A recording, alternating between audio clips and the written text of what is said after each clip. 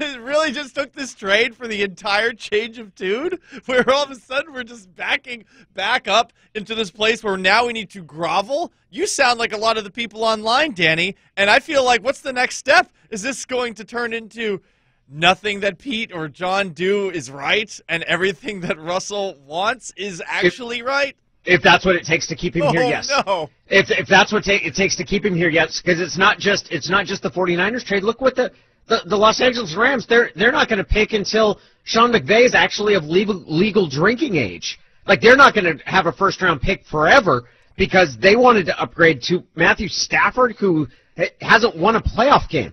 Has not won a playoff game, and that's what desperate. That's how desperate. That's what the crazy stretch that lacking a quarterback will send someone to. And Seattle has a quarterback. They have the quarterback. Yeah. Did a ghost visit you last night? No, man. Seriously, I was sitting there and thinking. I was like, I think Kyle Shanahan's a pretty smart coach. I think that Sean McVay knows what he's doing.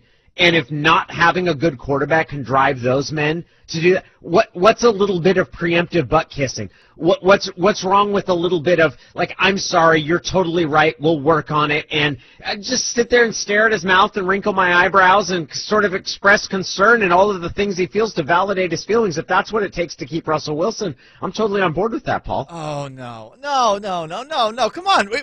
Are we mice or are we men? We need to have a backbone here, and we can't let this one guy just do whatever he wants and just be so willing to accept it. This is the bad roommate. He's been a bad roommate of late. This is a guy who is going about things in a way that I find to be wholly passive-aggressive. And, yes, he has some warranted issues, and he could bring up some of the things that he brings to the table that all these other quarterbacks in the division don't bring.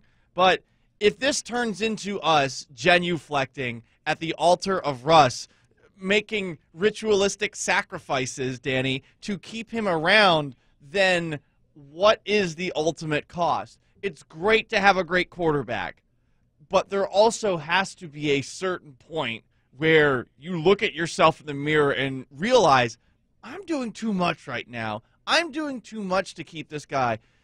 Do you feel like it's going to change his mind, this groveling? Do you think it's going to make him feel better? Can't hurt. And if that's the solution that keeps you from having to go back out into the deep blue sea and search for another quarterback and think that you're going to be able to strike gold twice, like apparently in the 10 years that's gone by, I've forgotten what it was like to watch Charlie Whitehurst start a game or to manage what's going into a season when you're like Tavares Jackson is going to be the starter this year, or getting excited over the free agent acquisition of Matt Flynn. Like all of these different things that have happened, all of those different, I look at it and I'm be like, man, okay, I think that we'll be able to, I can get through this. I can do some shameless, hey, I'm sorry, Russ, it's my fault, if that'll gloss over these things, if that's what it's going to take. Doesn't mean I'm going to trade him if he wants, but if I can increase the likelihood that he'll stay here, I think that would be a small price to pay. Isn't he going to stay here, though? Are you really that concerned about him leaving? Because if I'm the Seahawks, there is no way he is leaving without him sitting out games. And good luck, Mr. Legacy, sitting out for those games, you know? I don't think he's going to feel very good about the idea of potentially in his 30s all of a sudden taking games off the table for him to build his legacy, to pursue those records that he cares about just as much, perhaps, as winning. He's got to actually force his way out of town. I don't think he's willing to do it, Danny. I don't think we have to do this groveling, this dancing act to see if Russell Wilson will be appeased. Yeah, I don't know if I want to play the gamble of, like, let's see if some tough love works. Let's see if, like, leaving all of his dirty dishes in the sink with a note, like, these are yours, please clean. But he's doing that with you. Yeah. Yeah, you know what? And I'm going to be the person that takes it. I'm going to be the person that takes it and cleans off this. No, it's not, because I have an understanding of the overall what Russell brings to the relationship, which is that he's a good quarterback. And until the point where I think that he's not a good quarterback anymore, I'm not going to do anything that's going to disrupt that. I'm going to increase the chances, because I don't want to be out there getting crazy like Kyle Shanahan just did. He traded 3 first-round picks and a third-round pick for a guy that they don't think is going to be better than Jimmy Garoppolo when the season starts. They don't even know which quarterback they're going to get. They might feel that way. I'm not so sold that they believe that whoever they take with that third overall pick won't be better than Garoppolo right away. Now, that might be just a glaring indictment of Jimmy Garoppolo and the entire process that the 49ers made to get him. And if you do want to question Kyle Shanahan, going back to the conversation that we had yesterday, yeah, that he stood pat in 17 and decided to go perhaps to gamble and try and get one Kirk Cousins probably was a mistake, but maybe you could have gotten more out of Kirk Cousins. Wait. You're saying it was probably a mistake? Probably a mistake. It was probably a mistake to take Solomon Thomas in a draft where you needed a quarterback and both Deshaun Watson and Patrick Mahomes were there. People learn, Danny. People learn. Just like my beloved Kyle Shanahan, as I've been told. What's dumber? What's dumber? Taking Solomon Thomas when those two guys were available, I like his name. Or passing on those two guys because you thought Kirk Cousins was going to wind up in your lap? Which is dumber? Because I think it's the Cousins part. I think it's the Cousins part. That if you were so set, it makes me wonder what you really think of as a franchise quarterback. Are you that good at picking that guy? Well, they did. I mean, they did trade down from that number 2 pick to number 3. What if they had taken Trubisky there? Well, yeah, they weren't insane. Would you rather have Solomon Thomas or Mitchell Trubisky? Real question. Solomon Thomas. Like, having the wrong quarterback actually does harm.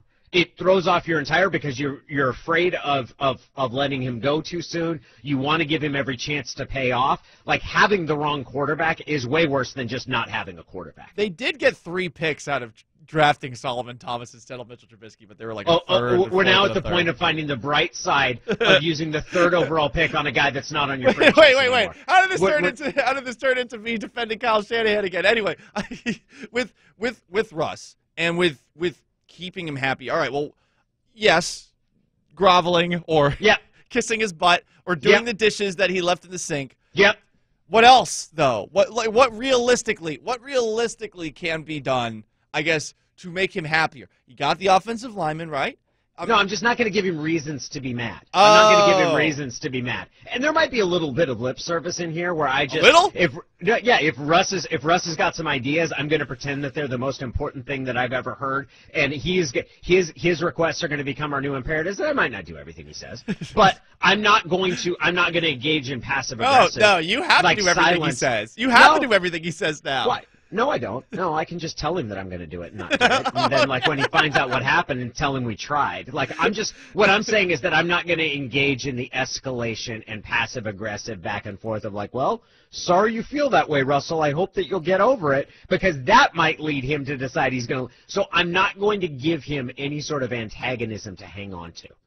That's what I'm not going to do. There's some people are agreeing with you on the text line right now. Because I've been the one that for the past month is like, I don't like the way Russell's been acting. I don't like the way he's been treating. And then I look at what teams do that don't have a quarterback like Russell Wilson. I'm like, my God, you act crazy. Like, all of a sudden you just start slinging draft picks all over, and you're like, oh, you know what's going to be great is Matthew Stafford. Let's trade for the guy that's never won a playoff game. He's going to be the answer for us. You act crazy when you don't have a quarterback. I think a texter actually put it best. And this, I think, applies equally to both sexes, the crazy hot matrix. They say he's at the tippy top of that. That's correct. You deal with the crazy to keep That's exactly right. That's exactly right. He is still on the side of, like, I'm not going to give the hot quarterback reason because I don't indulge in his high maintenance enough. There is a breaking point for every man, and every man must stand tall and eventually say no, even to the most attractive quarterback out there.